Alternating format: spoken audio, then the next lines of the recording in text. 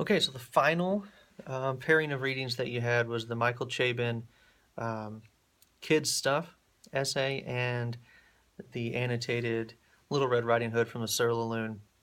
And I'll give you this one. They aren't really directly linked in any particular kind of way.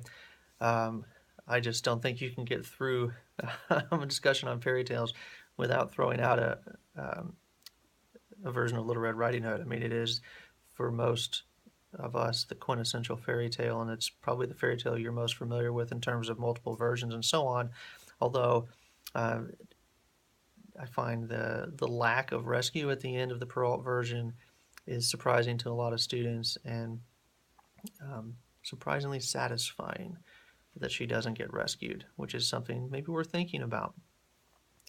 Um, but Chabon for me is the perfect closing essay. It's the beautiful summary essay of the kinds of questions that we've been sort of moving around with the other readings. Um, while he's talking about comic books, in the margins of the essay, I just kept writing and fairy tales and fairy tales and fairy tales and fairy tales because so much of what he says about what makes a good comic book is also what makes a good fairy tale. And so there's some interesting questions that come out of that. Um, for example, why have fairy tales been so persistently successful and ever present throughout the you know for sure the last several hundred years, but really going back into antiquity, into the mythological traditions of most cultures, you have the roots of the fairy tale, and that has been a really consistently popular form that isn't showing any sign of decline, by the way.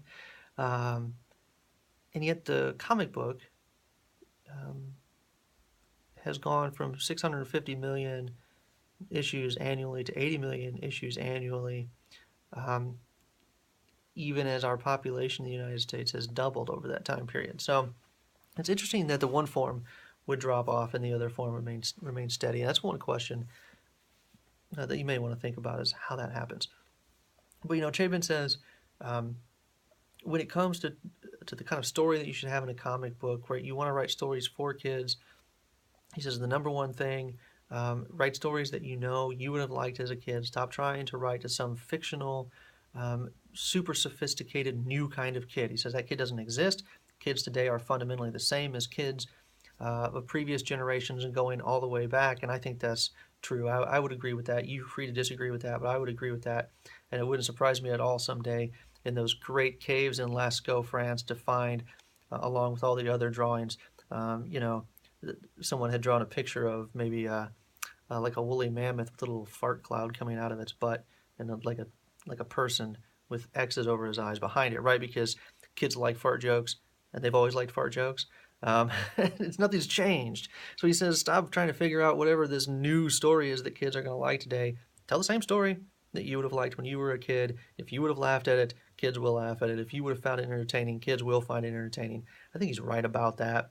He details that. He says twist endings, good and unexpected sources, useful, mysterious information. Those are all things we find in fairy tales, right? So basically, he's saying, tell fairy tales. This is what you want to do with your comic books. He goes on then to say they need to be accessible, by which he means it's good to have a built up mythology surrounding the story after a while, but he says you've got to have every issue needs to tell a complete story. There needs to be some kind of resolution. In my opinion, this is where comic books have failed. You can't simply go and pick up a copy of X-Men or a copy of Spider-Man on the shelf now and get into the story. It's too obtuse. It's too vast. There are too many different story arcs, and nothing gets resolved in a single issue. You have no beginning, you have no end. So that I think is a tremendous mistake, right? Fairy tales have that same kind of accretion over time. You have hundreds of versions of Cinderella. You don't have to know them all to understand or appreciate Cinderella. You can pick any one of them at random and get a complete story. You may get a different appreciation, a better artistic sense, if you want to go back to Nabokov, if you read a bunch of them, but you don't have to, right? You can just read the one and still enjoy the story. So that's one of the things he talks about. I think it works with fairy tales as well. and that's part of why fairy tales have been successful and comic books maybe have dropped off.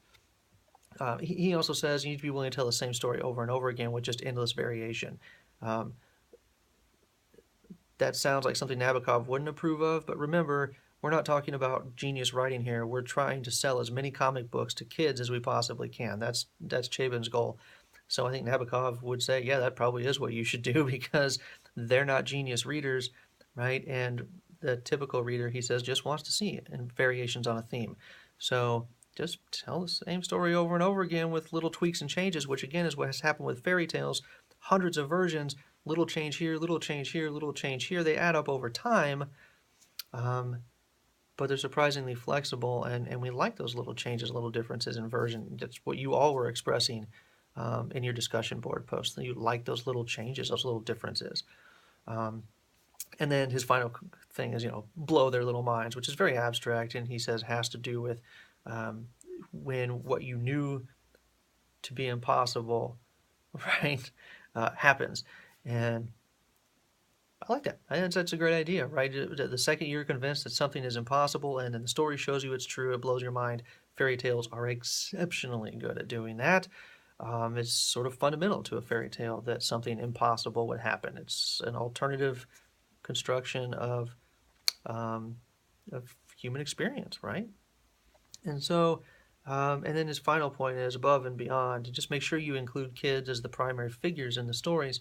He says comic books have become stories about adults. Why would kids be interested in those anyway? If you look at children's literature, children's movies, Harry Potter is a fantastic example, right? They feature kids because kids like to watch other kids do really cool things. And oftentimes the bad guys are adults. And you see that in fairy tales again and again and again and again and again. And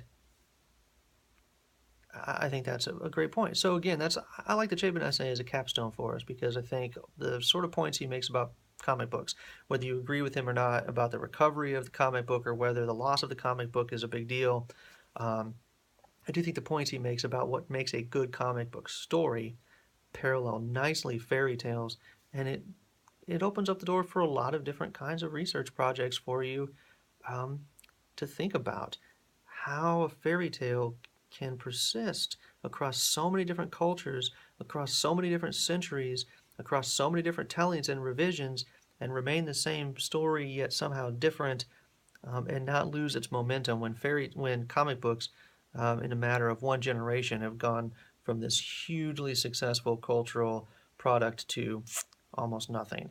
So that's where we are at this point. You want to start exploring topics, and I'd be happy to take any questions you have about those.